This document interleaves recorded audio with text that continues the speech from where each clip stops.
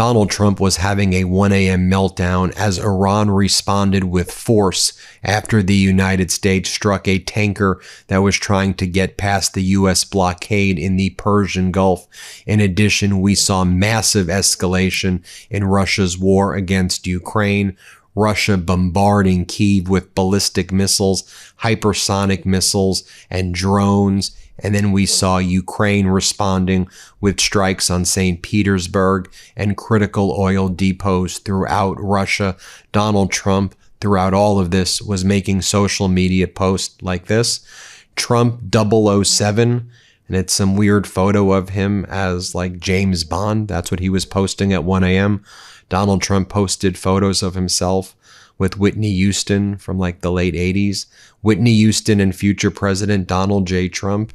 He then posted this image, the greatest attraction, and it's him giving a speech to his cult. He posted a weird image of Alfred E. Newman next to James Tallarico.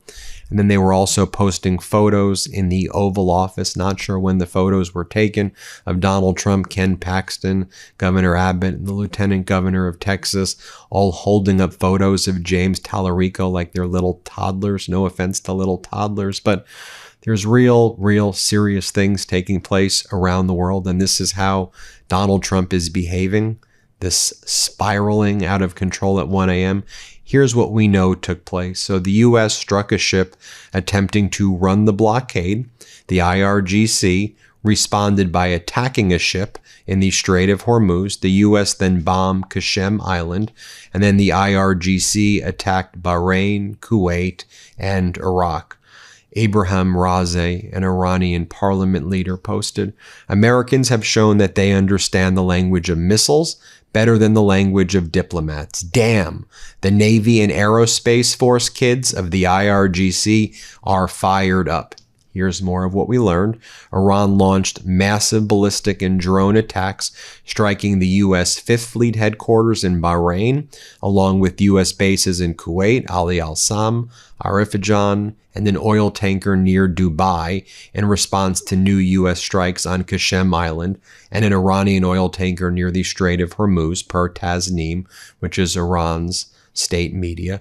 Iran says it has officially abandoned its tit-for-tat retaliation, now striking back at least 1.5 times as hard for every U.S. attack, with IRGC warning that, quote, disrupting the security of the Strait of Hormuz will have a heavy price for the invading U.S. military. So previously, during this fake ceasefire, the U.S. would strike an Iranian target, the Iranians would strike a similar target, and then they would kind of go back and forth. Now Iran's saying, we're not going to play these games anymore. If you keep on violating the ceasefire, we are going to unleash a force that is multiples of what you are expecting, and we're going to show that we're fine going back to war. If that's what you want to do, Donald, if you want to go back to war, you know, Marco Rubio said, we're not at war anymore. Just think about Rubio telegraphing the weakness there by saying, the war's over, it's all done. And Iran's like, you are doing this fake ceasefire where you have Israel invading Lebanon, where you're out there striking our targets, and we're just not going to play this game anymore. So we're going to strike air bases in Kuwait and Bahrain. We're going to go after tankers that we know have a high degree of sensitivity to the United States. One of the tankers that they just struck in the latest salvo of these open hostilities was a tanker belonging to an oil magnate who's very close to Donald Trump, and they targeted that specific tanker on purpose, knowing that the owner had a close relationship with Donald Trump. And then the United States CENTCOM claims, oh, we were able to strike down all of the drones and ballistic missiles, and none of them reached their targets. But you know, we actually have video footage again, and we see what was actually going down. You know, we see footage of a Patriot interceptor that was also failing just after launching during the Iranian attack. And the Patriot interceptor, you'll see it's like going for the target, then it actually goes and it strikes an area over here in Kuwait. I'll just show you what this video looks like. Let's play it.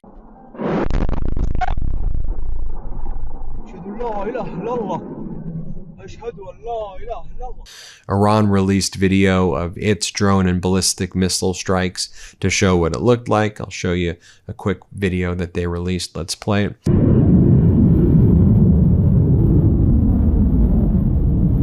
And then I want to talk about what's going on in Kyiv right now. 23 civilians killed, at least. That number, sadly, is likely going to rise. Remember, Donald Trump promised he was going to end the war, end Russia's war in Ukraine in less than 24 hours. Of course, that didn't happen. Hundreds of civilians in Kyiv have been injured. This has been one of the most devastating attacks on Kyiv since the war began, if not the most devastating attacks. I'll show you this new video over here from last night's large-scale Russian drone and missile attack against Ukraine, which killed all of these people.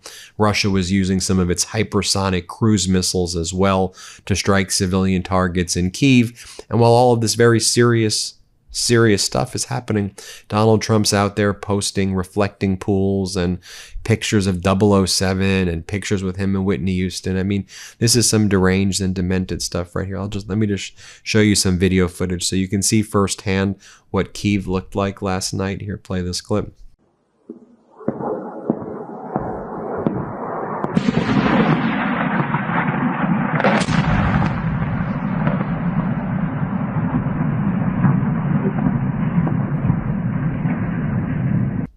More photos and more videos coming in from Kyiv. I'll show you another portion of that so you can see for yourself. Let's play it.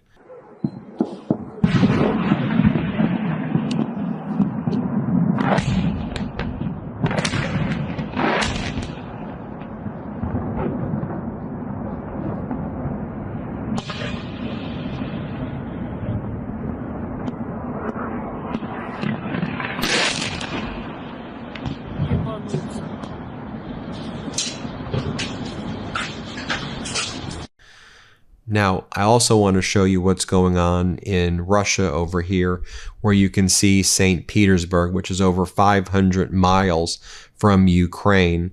And you can see over here, we'll just throw the B-roll up, Ukrainian one-way attack drones flying nearly unimpeded over St. Petersburg, and they're striking these targets, these oil depots and other critical infrastructure that's in St. Petersburg and Russia.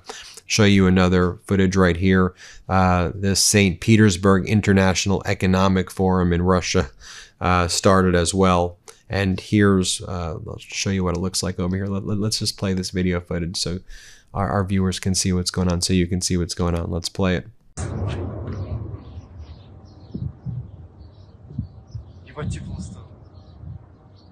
А это как оно так?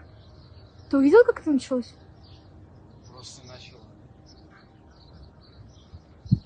Now, I'll remind you that Marco Rubio said that there are no wars and everything's solved and everything's great. And this is what he said during his testimony. Let's play it.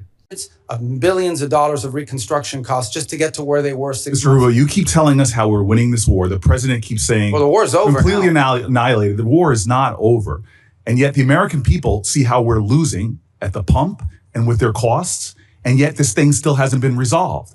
Every day he tweets out, oh, we've obliterated them, we've annihilated them, they're going to surrender. But yet we still find ourselves spending billions of dollars a week Senator on Booker, war abroad. You've gone way over. And It would be nice if we had hearings where people Thank you, Senator Booker. Senator Scott. Now, with all this, again, very, very serious developments happening, we obviously need to have the top people, right, working in Homeland Security, working at the CIA, working at the DNI, working in critical intelligence apparatus within the government. Well, here's something that we learned yesterday. The Trump administration has appointed Elias Irizarry, a convicted January 6 participant, to a Pentagon counterterrorism role at the Defense Department, requiring access to highly sensitive military information. Irizarry, who was 19 during the Capitol riot, pled guilty to a misdemeanor and served 14 days in jail before receiving a pardon for Donald Trump in 2025. So this guy now gets access to our highly classified information. You also have Bill Pulte, From yesterday, I reported on this. The director of the Federal Housing Finance Agency and chairman of Fannie Mae, Freddie Mac. He's a trust fund guy. He was put into this obscure agency position to be the director of Federal Housing Finance Agency and the chairman of Fannie Mae and Freddie, so he can go into people's mortgages and then help launch prosecutions against Donald Trump's political enemies by saying, oh, you're not paying you misrepresented things on your mortgage statements. Well, now he's going to get access to all of our most top secret and highly classified information. He has no experience in the intelligence community, no experience at all in the defense industry, and he's the type of guy who Donald Trump appointed. And here's what Senator Thune had to say about that when he was asked about Pulte. Let's play it. Do you think that Bill Pulte has the experience to be the acting DNI, and same with you, Senator Cotton, as the chairman of the Intelligence Committee? Is he the kind of person you want leading the intelligence community? I'll defer to the chairman on that. We were just made aware of that appointment this morning.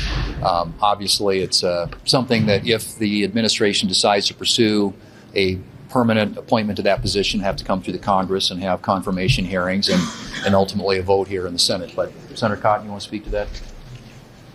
We have 4 more weeks with Director Gabbard as the DNI, and I look forward to implementing last year's Intelligence Authorization Act with her to implement wide-ranging reforms that will shrink the DNI and take it back to its original intent to provide a mere coordinator or process role for the intelligence community. And Pulte's I have no observations on the matter.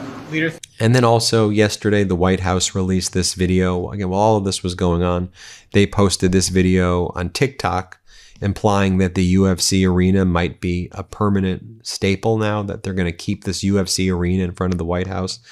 Why are they building this UFC arena? Come on, here, play this clip. Never took it down. And, we're building something in front of the White House that's quite attractive to a lot of people. It's going to have the big UFC fight on June 14th.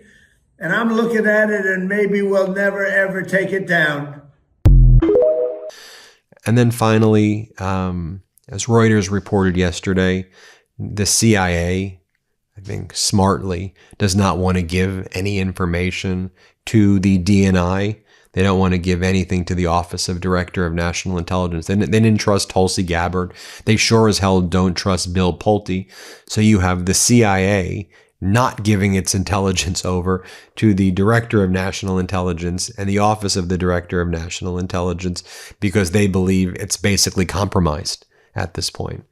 So that's what's going on in our government right now. We'll keep you posted every step of the way, of course, as there are more developments happening. But that's what Trump's doing at 1 a.m. while all of this is going on. We'll keep you posted this morning. Hit subscribe. Let's get to 7 million subscribers. Thanks for watching, everybody. Love this video? Support independent media and unlock exclusive content, ad-free videos, and custom emojis by becoming a paid member of our YouTube channel today. You can also gift memberships to others. Let's keep growing together.